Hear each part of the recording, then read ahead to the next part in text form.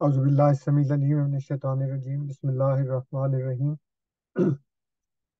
احمدیہ مسلم جماعت کے خلاف کام کرنے والے جو لوگ ہیں ان میں انجینئر محمد علی مرزا صاحب کا بھی ایک مشہور نام ہے۔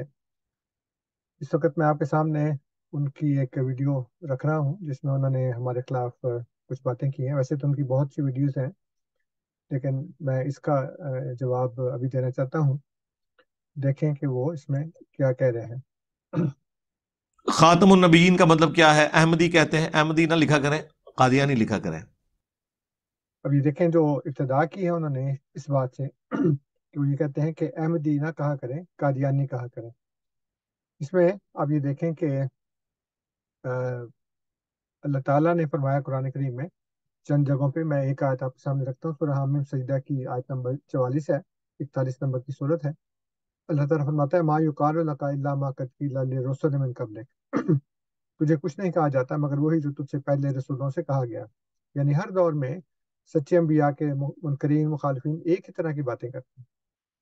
اب یہ ایک حقیقت ہے کہ جو کفار تھے وہ مسلمانوں کو مسلمان نہیں کہتے تھے، صابی کہتے تھے۔ جیسے دیکھیں صحیح بخاری میں ایک حدیث ہے، اس میں لکھا ہے کہ جب چند لوگ مسلمان ہوئے تو انہوں نے یہ نہیں کہا کہ اسلمنا، بلکہ انہوں نے کہا سبانا، یعنی ہم صابی ہو گئی۔ یعنی اتنا مشہور نام تھا کہ وہ صابی کہتے تھے، مسلمان نہیں کہتے تھے، غلط نام سے پکارتے تھے۔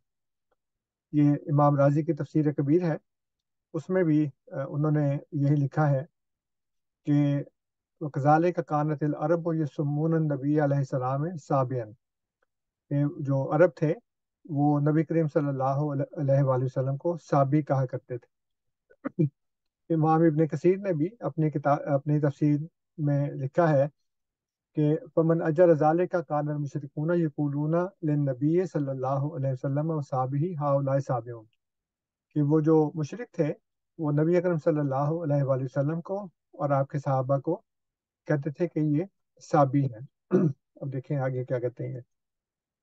اس کا مطلب تم نے خود سے گھاڑ لیا، تو کسی حد تک درست وہ کہتے ہیں نا، آپ نے غلط طریقے سے ان کو ہینڈل کیا نا۔ اس کے لیے آپ میری ویڈیو دیکھیں، قادیانیوں کو دعوت اصلاح۔ قرآن میں جو لفظ ہے وہ خاتم کا ہے، اور خاتم کا جو معنی وہ بیان کرتے ہیں وہ معنی درست ہے، اس کا جو فہم لیتے ہیں وہ غلط ہے۔ خاتم کہتے ہیں مہر کو، ہمارے نزدیک سیل آف پروفٹ یہ ہے کہ آپ نے ایک خط لکھا، اس کے بعد اس پہ سیل لگا دی۔ کیا مطلب ہے؟ اب اس میں کوئی چیز داخل نہیں ہو سکتی، یعنی اور کوئی پیغمبر نہیں آ سکتا۔ وہ کہتے ہیں خاتم کا مطلب یہ ہے کہ رسول اللہ کے بعد بھی اگر کوئی امتی نبی آئے گا حضور کی مہر سے آئے گا۔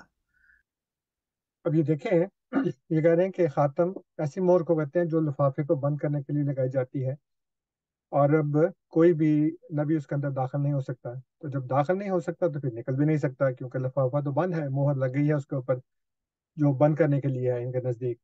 تو اب اس میں سے نہ کوئی باہر آ سکتا ہے اور نہ کوئی اندر جا سکتا ہے۔ تو پھر حضرت عیسیٰ علیہ السلام کیسے آئیں گے؟ کیونکہ وہ تو اندر ہیں، اور اگر وہ اندر نہیں ہے تو پھر وہ باہر ہے۔ اس کا مطلب ہے کہ پھر ایک نبی تو آ سکتا ہے۔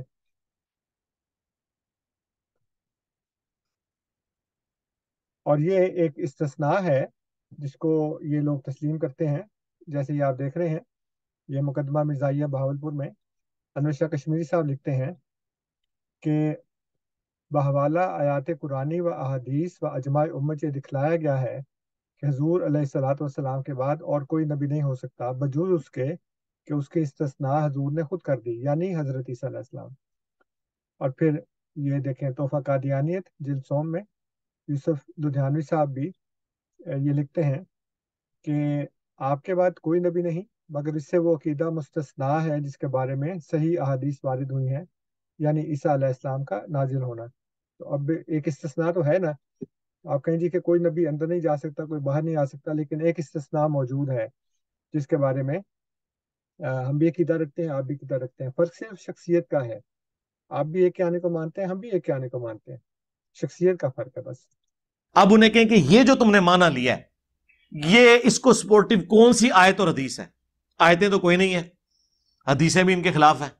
بخاری اب یہ دیکھیں کہتے ہیں جی کہ آیت بھی کوئی نہیں ہے، حدیث بھی کوئی نہیں ہے، حدیثیں بھی ہمارے خلاف ہیں۔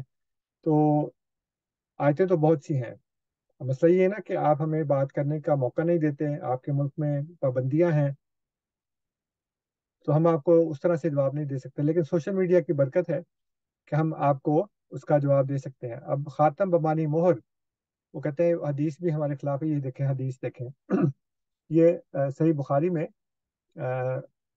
باب نقش الخاتم میں ہے کہ نبی اکرم صلی اللہ علیہ وآلہ وسلم نے جب کچھ حکمرانوں کو خط بھیجنا چاہا تو آپ کو بتایا گیا کہ جب تک مہر نہ ہو تب تک وہ اس کو مانتے نہیں ہیں، چنانچہ آپ نے پھر ایک مہر تیار کروائی اور وہ خط پہ لگائی۔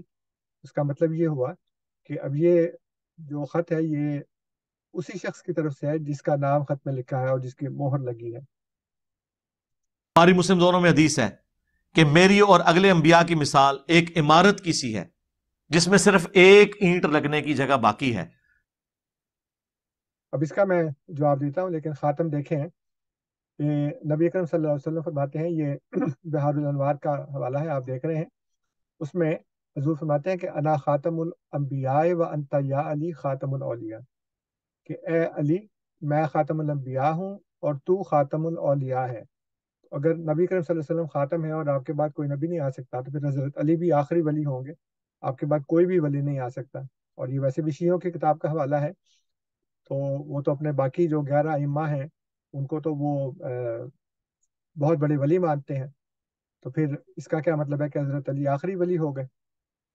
اب آگے دیکھیں، وہ کہتے ہیں جی کہ میری نبی کریم صلی اللہ علیہ وسلم فرماتے ہیں کہ میری اور باقی انبیاء کی مثال جو ہے وہ ایک اینٹ کی سی ہے، کہ وہ اینٹ لگ گئی ہے اور اب کوئی جگہ نہیں ہے، تو لوگ دیکھتے ہیں خوش ہوتے ہیں، کہتے ہیں ایک اینٹ کیوں نہیں رکھی گئی؟ تو آپ نے فرمایا کہ میں وہی اینٹ ہوں اور میں خاتم النبی ہوں۔ جتنے لوگ گزرتے ہیں اس عمارت کی تعریف کرتے ہیں اور ساتھ یہ بھی کہتے ہیں کہ یہ ایک اینٹ لگ جائے نا تو یہ عمارت مکمل ہو جائے گی، اور وہ ایک اینٹ میں ہوں۔ اور جب ایک اینٹ کی جگہ باقی ہے، اب یہ دیکھیں کہ یہ کہتے ہیں ایک اینٹ یعنی نبی اکرم صلی اللہ علیہ وآلہ وسلم کی مثال صرف ایک اینٹ کی ہے، حالانکہ آپ تو سب سے افضل اور سب سے اعلیٰ نبی ہیں، لیکن آپ کی حیثیت کیا بتا رہے ہیں؟ صرف ایک اینٹ کی۔ یعنی اس سے بھی زیادہ کوئی توہین ہو سکتی ہے کہ نبی کریم صلی اللہ علیہ وسلم اور باقی انبیاء جو ہیں وہ اس طرح سے برابر ہو گئے کہ وہ بھی ایک ایک اینٹ ہے اور یہ بھی ایک اینٹ ہے، لیکن اصل مطلب یہ نہیں ہے۔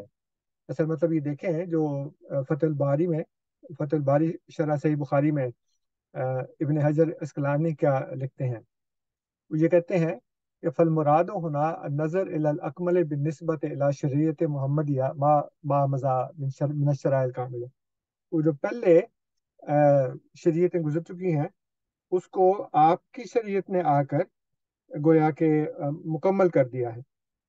اور یہ ہم جانتے ہیں کہ پہلے انبیاء کی جو شریعتیں تھیں وہ بھی اسلام ہی تھا، اور نبی اکرم صلی اللہ علیہ وآلہ وسلم نے آ کر جو قرآن مجید پیش کیا اس کا متعلق اللہ تعالیٰ سورہ بینہ میں ارشاد فرماتا ہے کہ رسول من اللہ یتلو صحفا مطہرۃ فیہا کتب قیمہ، یہ جو قائم رہنے والے احکامات تھے وہ سارے کے سارے اس کے اندر جو موجود ہیں، اور ان کو یہ کہا گیا کہ وما امروا الا لیعبدوا اللہ مخلصین لہ الدین حنفاء ویقیموا الصلاۃ ویؤتوا الزکاۃ وذالک دین القیمہ، کہ ان کو یہ کہا گیا تھا کہ تم اللہ کی عبادت کرو مخلص ہو کر، اور نماز قائم کرو اور زکوٰۃ دو، وذالک دین القیمہ، قائم رہنے والا دین یہی ہے۔ اس لیے انبیاء کو جو شرائع دی گئیں، جو شریعتیں دی گئیں، وہ اس کو نبی کریم صلی اللہ علیہ وسلم نے آ کر اکمل کر دیا، مکمل کر دیا۔ اس لیے آپ ایک اینٹ نہیں ہے صرف، بلکہ مکمل کرنے والے ہیں، اور آپ کی حیثیت صرف ایک اینٹ کی نہیں ہے، جیسا کہ میں نے بتایا کہ یہ ابن حجر الاسقلانی لکھتے ہیں کہ اس سے مراد شریعت کی تکمیل ہے، نہ کہ نبوت کا اختتام۔ پھر یہ دیکھیں خاتم بمانی مہر برائے تصدیق، کہتے ہیں آیت کوئی نہیں ہے، آیتیں تو بہت سی ہیں، لیکن جیسے سورہ فاتحہ میں اللہ تعالیٰ نے یہ بتایا کہ ہم دعا مانگتے ہیں کہ صراط الذین انعمت علیہم غیر المغضوب علیہم ولا الضالین، کہ ان لوگوں کا راستہ دکھا جن پر تو نے انعام کیا۔ کس پر انعام کیا؟ یہ سورہ نساء میں اللہ تعالیٰ نے بتا دیا کہ وَمَن يُطِعِ اللَّهَ وَالرَّسُولَ، جو اللہ اور اس کے رسول کی اطاعت کرے گا اس کو ان 4 درجوں میں سے ایک درجہ ملے گا جس میں من النبیین بھی۔ تو حضور صلی اللہ علیہ وسلم کی مہر لگ کر اللہ تعالیٰ نے بتایا کہ یہ 4 درجے مل سکتے ہیں، صالحین کے، شہداء کے، صدیقین کے اور النبیین کے۔ تو کہتے ہیں جی آیت تو ہے ہی کوئی نہیں۔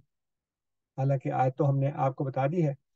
یہ امام راغب کی تفسیر ہے، تفسیر راغب الاصفہانی. اس میں وہ کہتے ہیں اسی آیت کی تفسیر میں کہ من اطاع اللہ و رسولہ منکم الحقہ اللہ بالذین یقدمہم ممن انعم علیہم من من الفرق الاربع فی المنزلۃ والثواب، کہ جو بھی اللہ کی اور اس کے رسول کی اطاعت کرے گا ان میں سے اللہ تعالیٰ اس کا الحاق کر دے گا ان لوگوں کے ساتھ، بالذین یقدمہم، وہ ان لوگوں کے ساتھ جو ان سے پہلے گزر چکے ہیں، ممن انعم علیہم، جن پر اس نے انعام کیا گیا ہے، من الفرق الاربع، چار جو گروہ ہیں ان میں، فی المنزلات و ثواب، خالی ثواب میں نہیں بلکہ منزلت میں بھی، یعنی مقام میں بھی، النبی و بن نبی و صدیق و صدیق و شہید و شہید و صالح و صالح. تو یہ چار درجے ہیں جو حضور صلی اللہ علیہ وسلم کی مہر لگ کر، یعنی آپ کی اطاعت کر کے اللہ تعالیٰ فرماتا ہے کہ یہ درجہ مل سکتا ہے. اب دیکھیں آگے کیا کہتے ہیں. تو غلام احمد قادیانی دجال کس طرح دعوی نبوت کر سکتا ہے؟ جگہ یہ ایک اینٹ کی ہے. اور مجھے بتائیں، اگر وہ کہتا ہے کہ ہم امتی نبی کا دعویٰ کر رہے ہیں، تو اس امت میں اگر کوئی شخص امتی نبی بننے کا حقدار تھا تو مولا علی تھے. اب یہ دیکھیں، کہتے ہیں جی کہ امتی نبی بننے کے قابل کوئی تھا تو وہ حضرت علی رضی اللہ تعالیٰ عنہ تھے. اب بات یہ ہے کہ یہ نبوت کوئی انسان کے دینے کی چیز تو نہیں ہے کہ وہ کہے جی یہ حقدار ہے اور وہ حقدار نہیں ہے. جیسے کہ آپ کو معلوم ہے قرآن کریم میں اللہ تعالیٰ نے یہ ارشاد فرمایا ہے کہ یہ جو منکرین ہیں وہ یہ کہتے ہیں کہ جی اللہ نے فلاں کو کیوں نبی بنایا اور فلاں کو کیوں نہیں بنایا. تو یہ بھی کفار والا ایک ہے کام، ایک ایسی بات جو کفار کہتے ہیں کہ اللہ تعالیٰ کو یہ جو دو بڑے بڑے شہر ہیں، جو دو بستیاں ہیں، اس میں سے کسی کو کیوں نہیں بنایا، اس کو کیوں بنا دیا. تو اللہ تعالیٰ فرماتا ہے کہ اہم یقسمون رحمت ربک، کیا یہ اللہ کے تیرے رب کی رحمت کو تقسیم کرتے ہیں. یہ محمد علی مرزا صاحب بھی وہی کام کر رہے ہیں، یہ تقسیم کر رہے ہیں خدا کی رحمت کو، کیونکہ نبوت و رحمت ہے، نبوت اللہ تعالیٰ کا احسان ہے.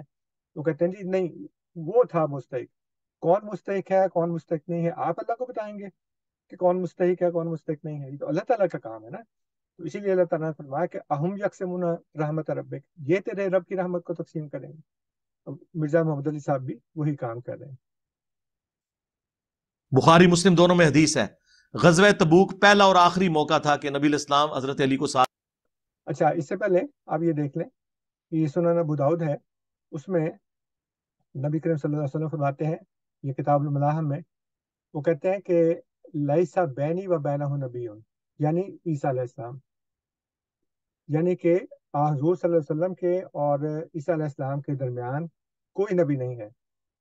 یعنی آپ نے خبر دے دی ہے اس بات کی کہ میرے بعد کوئی نبی نہیں بن سکتا، عیسیٰ ہی بنے گا.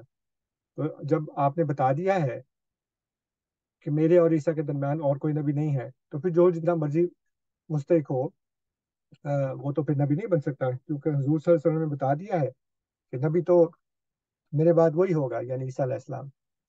لے کر نہیں گئے بلکہ مدینہ شریف میں چھوڑ دیا. تو حضرت علی رونا شروع ہو گئے. تو نبی الاسلام نے ان کو تسلی دی اور فرمایا کیا تم اس بات پر راضی نہیں کہ تمہاری میرے ساتھ وہی نسبت ہے جو ہارون کی موسیٰ کے ساتھ، مگر میرے بعد کوئی نبی نہیں. تو اسی لیے پہ میں بولتا ہوں کہ اگر مولا علی نبی نہیں ہے، حالانکہ ان کی نسبت ہارون اور موسیٰ والی ہے، قرآن میں یہ جو دو نسبتیں آئی ہیں دونوں پیغمبر تھے.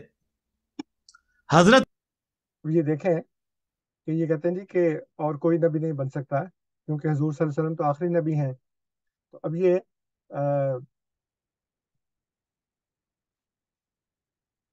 ملا علی قاری جو ہیں وہ یہ لکھتے ہیں کہتے ہیں کہ وہ جو حدیث ہے نا کہ ابراہیم جو ہے وہ زندہ ہوتے تو نبی ہوتے حضور صلی اللہ علیہ وسلم کے صاحبزادے، وہ کہتے ہیں کل تو میں کہتا ہوں وما حاضا لو عاشا ابراہیم و سارا نبی و قضا لو سارا عمر و نبی لکانا من اتباع ہی علیہ الصلاۃ والسلام کا عیسیٰ والخضر والیاس علیہ السلام فلا یناقض قولہ تعالی و خاتم النبیین المانی انہ لا یأتی نبی بعدہ ینسخ ملتہ ولم یکن من امتہ.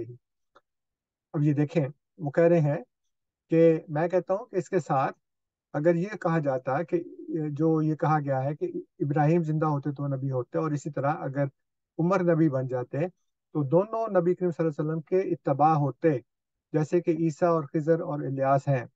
بس اللہ تعالیٰ کے اس قول میں کوئی تناقض نہیں ہے، کوئی تضاد نہیں ہے. جو فرمایا خاتم النبیین، از المانی اس کا معنی یہ ہے کہ انہ لا یاتی نبی بعدہ، ان کے بعد کوئی بھی ایسا نبی نہیں آئے گا ینسخ ملتہ، جو ان کی ملت کو منسوخ کر دے، ولم یکم من امتہ، اور ان کی امت میں سے نہ ہو. اب یہ دیکھیں، یہ کہہ رہے ہیں ان کی امت میں سے نہ ہو، تو امت میں سے نبی بن سکتا ہے نا.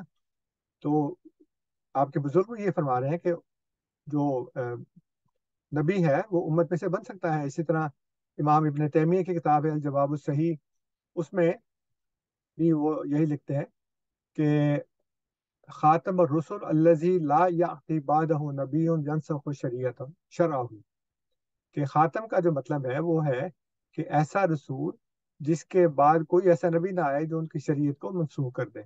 اس لیے امت میں تو نبی آ سکتا ہے.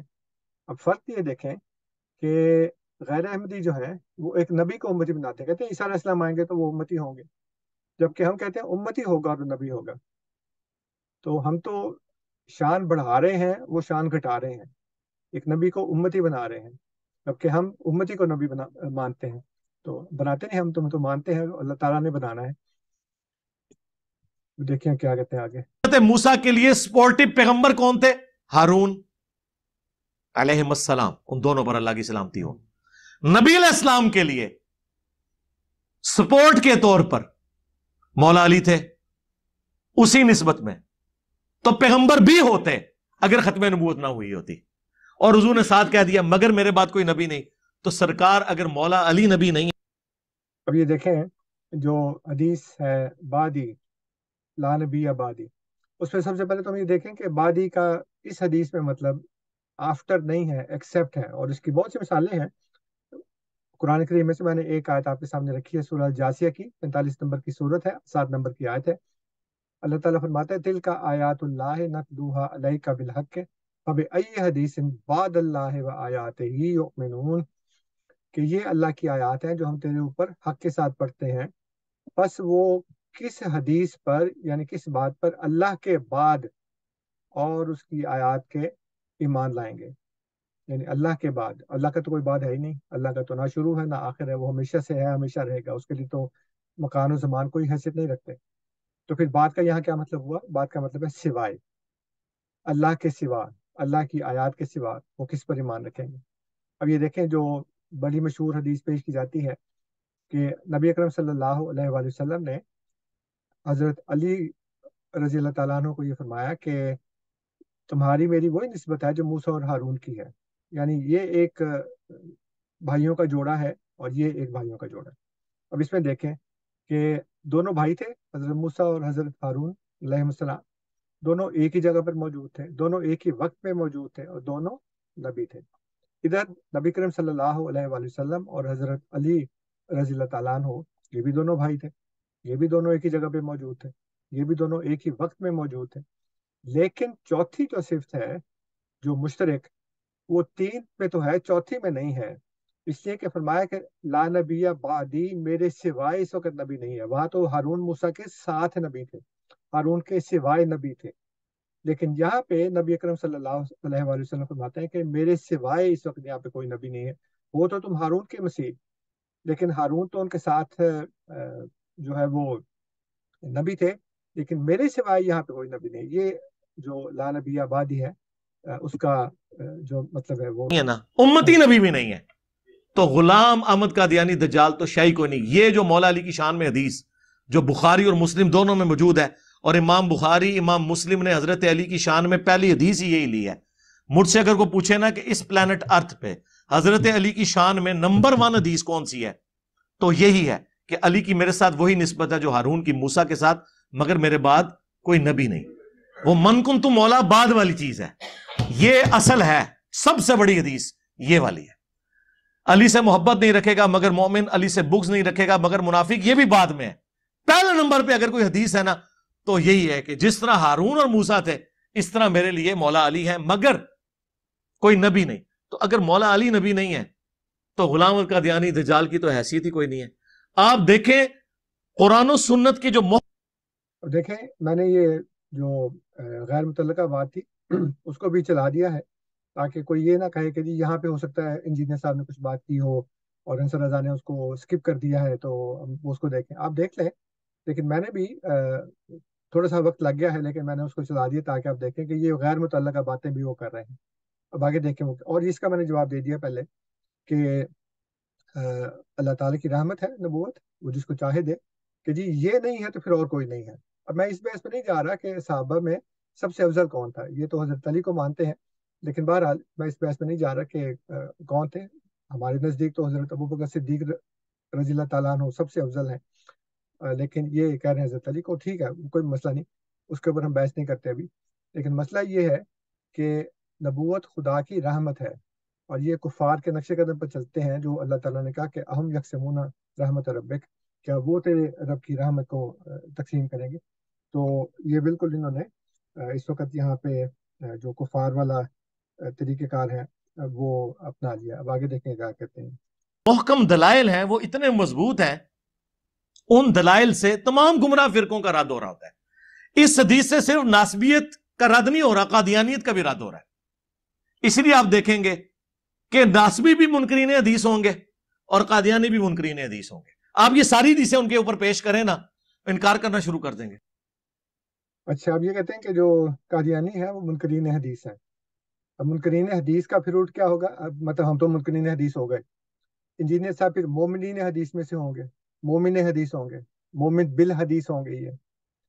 تو اب یہ دیکھیں کہ اللہ تعالیٰ سورہ بقرہ کی آیت نمبر 286 میں فرماتا ہے کہ آمن الرسول بما انزل الیہ من ربہ والمؤمنون کل آمن باللہ و ملائکتہ و کتبہ و رسل. میں نے کتبہ کا سرخ کیا ہے اس لیے کہ یہ پوائنٹ ہے بتانے والا کہ اللہ کی کتابوں پر ایمان رکھتے ہیں ہم. تو کیا احادیث اللہ کی کتاب ہے؟ اگر اللہ کی کتاب نہیں ہے تو پھر آپ یہ کیسے کہہ رہے ہیں کہ جی کہ آپ اس کے منکر ہیں؟ اول تو ہم منکر اس سینس میں نہیں ہے کہ ہم حدیثوں کا انکار نہیں کرتے, لیکن ایمان جو لانا ہے وہ صرف اللہ کی کتابوں پر ایمان لانا. اور بھی کئی جگہ پہ ہے جو اللہ تعالیٰ نے سورہ تحریم میں بھی ارشاد فرمایا حضرت مریم کے متعلق کہ وہ اللہ کی کتابوں پر ایمان دیں. تو ہم اللہ کی کتابوں پر ایمان رکھتے ہیں. آپ کہہ دیں کہ احادیث جو ہیں وہ اللہ کی کتابیں ہیں, تو پھر ہم دیکھیں گے کہ قرآن میں اس کے بارے میں کیا اللہ تعالیٰ نے ارشاد فرمایا. قرآن میں تو ان کے لیے ویسے ہی کوئی جڑ موجود نہیں ہے. دیکھیں نا یہ بھی کتنا جھوٹ بولا. میں نے ابھی آپ کو قرآن سے ہی بتایا کہ کیا جڑ موجود ہے اور کیا جڑ موجود نہیں ہے. جو قرآن کا جس طریقے سے وہ, کیونکہ قرآن کا اسلوب بالکل واضح ہے کہ جب کبھی کوئی پیغمبر آتا ہے نا وہ بشارت دیتا ہے اپنے بعد آنے والے پیغمبر کے بارے میں. تو یہ بھی قرآن کے اوپر بالکل جھوٹ باندھا انہوں نے. کسی بھی جگہ ایسا نہیں لکھا کہ جو بھی نبی آتا ہے وہ اپنے سے بعد والے کی پیش گوئی کرتا ہے, کسی بھی جگہ نہیں لکھا. حضرت ابراہیم علیہ السلام کے متعلق کون سی پیش گوئی ہے؟ حضرت موسیٰ علیہ السلام کے متعلق کون سی پیش گوئی ہے؟ مطلب یہ قرآن کا اصول ہے ہی نہیں کہ ہر نبی جو ہے وہ اپنے سے بعد والے کی پیش گوئی کرے. ایسا بالکل قرآن میں کسی جگہ نہیں لکھا. یہ مرزا محمد علی صاحب نے قرآن کریم پر جھوٹ باندھا ہے. تو ان سے پوچھیں, قرآن میں تو ہمیشہ یہ ہے کہ اہل ایمان وہ ہیں جو کچھ ان کی طرف نازل ہوا وہ اس پر ایمان لاتے ہیں, اور جو ان سے پہلے نازل ہوا اس پر ایمان لاتے ہیں. بعد کا ذکر پورا قرآن خالی ہے اس سے. اب یہ دیکھیں کہتے ہیں بعد کا ذکر نہیں ہے, اور اس کے لیے جو آیت سامنے رکھی ہے سورہ بقرہ کی آیت نمبر 5, والذین یؤمنون بما انزل الیک وما انزل من قبلک وبالآخرۃ ہم یوقنون. وہ لوگ یعنی متقین وہ ہیں جو اس پر ایمان رکھتے ہیں جو آپ پر نازل کیا گیا اور اس پر جو آپ سے پہلے نازل کیا. کہتے ہیں میں بعد کا تو ہے ہی نہیں کسی جگہ کی. اب میں اس آیت کی مکمل تجزیے میں, انالیسس میں, تشریح میں نہیں جا رہا. میں صرف یہ بتا رہا ہوں کہ انہوں نے ایک دفعہ پھر ثابت کر دیا کہ یہ یہود و نصارہ کے نقش قدم پر چلتے ہیں, اور وہ بھی قرآن سے ثابت کرتا ہوں. اسی صورت میں سورہ البقرہ میں آیت نمبر 92 میں اللہ تعالیٰ فرماتا ہے وَإِذَا قِيلَ لَهُمْ آمِنُوا بِمَا أَنزَلَ اللَّهُ, اور جب ان سے کہا جاتا ہے کہ اس پر ایمان لاؤ جو اللہ نے نازل کیا ہے, قالوا, تو وہ کہتے ہیں نؤمنو, ہم ایمان رکھتے ہیں, بما, اس پر, انزل علینا, جو ہم پر نازل کیا گیا, وَيَكْفُرُونَ بِمَا وَرَاءَهُ, اور اس کا انکار کر دیتے ہیں وہ جو اس کے بعد ہے, وَهُوَ الْحَقُّ مُصَدِّقًا لِمَا مَعَهُمْ, حالانکہ وہ تو حق ہے جو اس کی تصدیق کر رہے جو ان کے پاس ہے. یعنی یہ قرآن جو اللہ تعالیٰ نے نازل کیا ہے وہ تو ان باتوں کو پورا کرتا ہے جو ان کے پاس ہے. تو اب یہ انہوں نے کیا کہا یہود نے کہ ہم جی بس صرف اس پر ایمان رکھیں گے جو ہم پر نازل کیا گیا، اور خدا فرماتا ہے وہ یکفرون بما وراء، اس کے بعد جو ہے اس کو وہ انکار کر دیتے ہیں، حالانکہ وہ تو اس کی تصدیق کرتا ہے، حق ہے وہ۔ حضرت مسیح موعود علیہ الصلوۃ والسلام نے بھی قرآن و سنت کی تصدیق کی ہے، ان پیشگوئیوں کو پورا کیا ہے جو اس میں لکھی ہیں۔ تو پھر ایک دفعہ انہوں نے ثابت کر دیا کہ یہ کفار کے نقش قدم پر چلتے ہیں، جیسے میں نے شروع میں عرض کیا تھا۔ پھر سورہ نساء میں آیت نمبر 164 میں اللہ تعالیٰ فرماتا ہے انا اوحینا الیک کما اوحینا الی نوح والنبیین من بعدہ، ہم نے آپ کی طرف وحی کی جیسے کہ ہم نے وحی کی نوح کی طرف اور وہ انبیاء جو اس کے بعد آئے۔ تو کیا نوح سے پہلے کوئی نبی نہیں آیا؟ کیا آپ کے عقیدے کے مطابق آدم علیہ السلام نبی نہیں تھے؟ یا آدم علیہ السلام کے اور نوح علیہ السلام کے درمیان کوئی نبی نہیں ہے؟ تو یہاں تو یہ نہیں ہے والنبیین من قبلہ ومن بعدہ، تو کیا آپ کہیں گے کہ نوح علیہ السلام سے پہلے نبی کوئی نہیں آیا؟ پھر سورہ بقرہ میں ہی آیت نمبر 22 میں اللہ تعالیٰ فرماتا ہے یا ایھا الناس، اے لوگو، اعبدوا ربکم، اپنے رب کی عبادت کو، الذی، جس نے خلقکم، تم کو پیدا کیا، والذین من قبلکم، اور وہ ان لوگوں کو جو تم سے پہلے تھے، لعلکم تتقون، تاکہ تم تقوی اختیار کرو۔ تو اب یہ جو آیت نازل ہوئی ہے اس میں فرمایا کہ تمہیں اللہ نے تخلیق کیا، اور جو تم سے پہلے تھے ان کو، اور جو بعد میں تھے ان کو کس نے تخلیق کیا؟ یہاں تو من بعدکم کا لفظ نہیں ہے۔ تو اگر ان کا اصول لگایا جائے تو اس کا مطلب ہوگا کہ اللہ نے مسلمانوں کو، یعنی اس وقت جو لوگ تھے جو اس نزول آیات کے وقت موجود تھے، ان کو تخلیق کیا، اور ان سے پہلے سے ان کو تخلیق کیا، بعد والوں کو کون تخلیق کرے گا؟ بعد من بعدکم کا تو ذکر ہی نہیں ہے۔ تو یہ اصول جو ہے وہ اس کو بنانے سے پہلے، اسلام پر تھوپنے سے پہلے سوچ لینا چاہیے انسان کو، خاص طور پہ وہ جو عالم دین ہو۔ اور پھر وہ جو آیت ہے ما کان محمد ابا احد من رجالکم ولکن رسول اللہ وخاتم النبیین، یہ بالکل واضح ہے، محمد تم مردوں میں کسی کے باپ نہیں ہے، بلکہ وہ تو خاتم النبیین ہے، اللہ کے پیغمبر ہیں، اللہ کے رسول ہیں۔ یہ دونوں باتوں کو اللہ نے کیوں جوڑا ہے؟ اس لیے کہ نبی علیہ السلام کی نسل میں کوئی، اب آپ کی جو حقیقت بیگوٹن سن جو ہے نا آپ کا، وہ کوئی مرد کے لیول تک نہیں پہنچے گا، بچپن میں ہی فوت ہو جائے گا، کیونکہ یہ پھر تقاضا تھا کہ اگر ابراہیم کا بیٹا پیغمبر ہے نا تو نبی علیہ السلام کا اپنا بیٹا بھی پیغمبر بنتا۔ تو اب یہ تقاضا کہاں لکھا ہے؟ قرآن میں کسی جگہ لکھا ہے کہ یہ تقاضا ہے کہ ابراہیم کا بیٹا نبی تھا تو پھر محمد صلی اللہ علیہ وسلم کا بیٹا بھی نبی ہوتا؟ یہ اصول من گھڑت ہے۔ جیسے اللہ تعالیٰ نے فرمایا نا کہ یکتبون الکتاب بایدیہم ثم یقولون ھذا من عند اللہ، اپنے ہاتھ سے لکھتے ہیں اور پھر کہتے ہیں یہ اللہ کی طرف سے۔ پھر اللہ نے کہاں لکھا ہے کہ یہ اصول ہے کہ ابراہیم کا بیٹا چونکہ نبی ہے اس لیے محمد صلی اللہ علیہ وسلم کا بیٹا بھی نبی ہونا چاہیے؟ یہ کس جگہ لکھا ہے؟ یہ کوئی اصول نہیں ہے۔ نوح علیہ السلام کا بیٹا تو نبی تو دور کی بات ہے، مسلمان بھی نہیں تھا، کفر کر دیا۔ حضرت نوح علیہ السلام نے اس کو بلایا، یا بنی ارکب معنا، ہے بیٹا ہمارے ساتھ سوار ہوتا، اس کا نہیں میں نہیں سوار ہوتا، انکار کر دیا اس نے۔ تو یہ اصول ہے ہی نہیں کہ نبی کا بیٹا لازمی نبی ہوتا ہے، کہ ابراہیم علیہ السلام کے سارے بیٹے جو ہیں وہ نبی ہوں۔ ہمیں کیا پتا کتنے نبی تھے، کتنے بیٹے تھے ان کے، کتنے نہیں تھے۔ تو اللہ نے کیا فرمایا؟ محمد تم مردوں میں سے کسی کے باپ نہیں، ان کا کوئی بچہ بھی مرد نہیں بنے گا۔ کیوں؟ ولاکن رسول اللہ و خاتم النبیین، چونکہ وہ رسول اور خاتم النبیین ہے، اس کا تقاضا یہ ہے۔ اور یہ جو میں تشریح کر رہا ہوں نا، یہ بخاری میں موجود ہے۔ عبداللہ ابن ابی اوفا سے پوچھا گیا آپ نے رسول اللہ کے بیٹے ابراہیم کو دیکھا تھا؟ انہوں نے کہا ہاں میں نے دیکھا تھا، وہ حضرت ماریہ قبطیہ سے پیدا ہوئے، بچپن ہی میں فوت ہو گئے، اگر وہ زندہ رہتے تو پیغمبر ہوتے۔ وہ قادیانی کہتے ہیں دیکھیں اس سے پتہ چل گیا کہ نبوت جاری ہے۔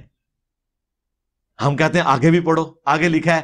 عبداللہ ابن ابی اوفا کہتے ہیں چونکہ رسول اللہ آخری نبی ہیں اس وجہ سے وہ بچپن ہی میں فوت ہو گئے، یعنی حضور کے بچوں کا بچپن میں فوت ہو جانا اس بات کی دلیل ہے کہ حضور کے بعد اب کسی نے پیغمبر نہیں آنا۔ اب یہ دیکھیں، انہوں نے حضرت عبداللہ ابن ابی اوفا کا قول نقل کیا ہے کہ نبی کریم صلی اللہ علیہ وسلم کے صاحبزادے ابراہیم اس لیے فوت ہو گئے کہ نبی کریم صلی اللہ علیہ وسلم آخری نبی ہیں، آپ کے بعد کوئی نبی نہیں آئے گا۔ حضور نے اپنے صاحبزادہ ابراہیم کی وفات پر فرمایا کہ لو عاشا لکانا صدیق نبی، یہ زندہ رہتا تو سچا نبی ہوتا۔ اس لیے نہیں مر گیا کہ اللہ نے کہا کہ کہیں نبی نہ بن جائے۔ مطلب کتنی بیوقوفی کی بات ہے کہ اللہ کو مارنا پڑ گیا کہ جی یہ زندہ رہے گا تو پھر نبی بن جائے گا، کیونکہ اصول تو ہے ہی نہیں کہ نبی کا بیٹا نبی ہو، اس لیے اس کو مارنے کی کیا ضرورت پڑ گئی؟ پھر حضور کے تو پہلے بھی بیٹے تھے، ابراہیم تو آخری بیٹے تھے نا، ان سے پہلے بھی جو ان کے بیٹے تھے ان کی وفات پر یہ بات کیوں نہیں کہی گئی؟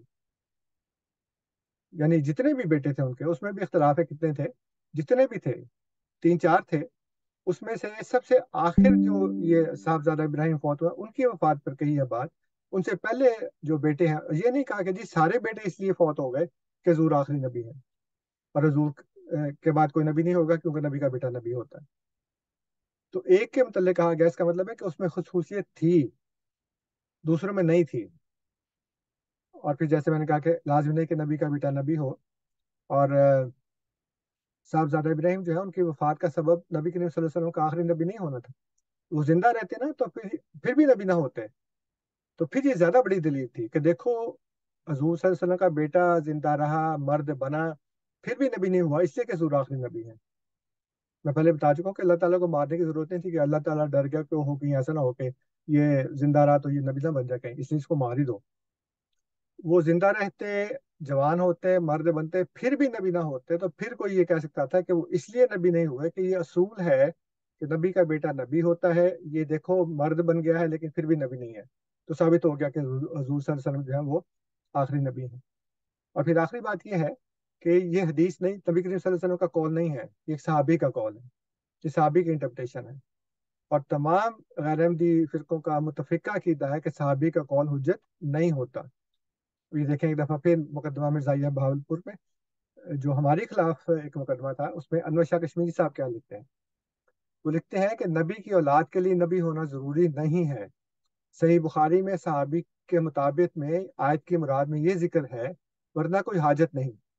اور نہ میرا اس پر مطلب موقوف ہے، قول صحابی کا حجت نہیں ہوتا جیسا کہ نبی کا قول ہوتا ہے. تو اب یہ دیکھ رہے ہیں انور شاہ کشمیری صاحب بھی یہ کہہ رہے ہیں، ہمارے خلاف مقدمے میں یہ کہہ رہے ہیں کہ صحابی کا قول جو ہے وہ حجت نہیں ہوتا.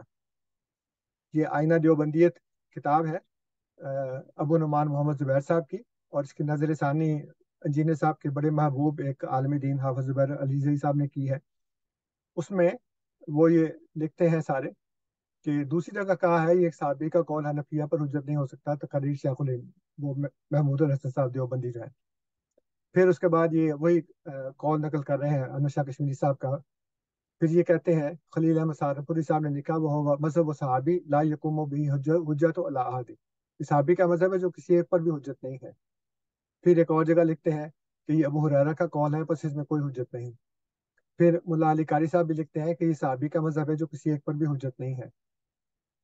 تو یہ سارے کے سارے جو ثبوت ہیں وہ اس بات کے لیے کافی ہے کہ صحابی کا جو قول ہے وہ حجت نہیں ہوتا. اور یہ صحابی کا قول ہے، اس لیے اس کی ایک تو مرفوع حدیث کے برابر کوئی بکت نہیں ہے، اور دوسرے کہ قرآن کریم کی صریح آیات کے یہ بالکل خلاف ہے.